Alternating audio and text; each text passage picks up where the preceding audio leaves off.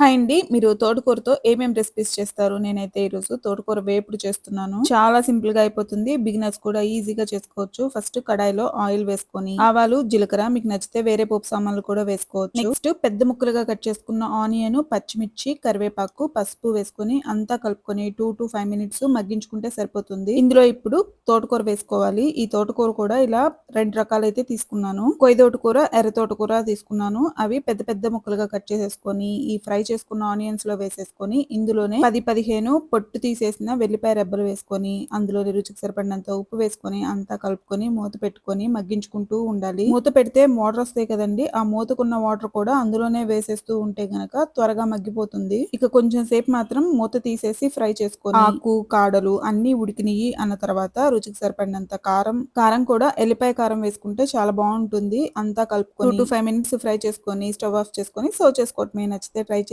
ఎలా వచ్చిందో కమెంట్ చేయండి.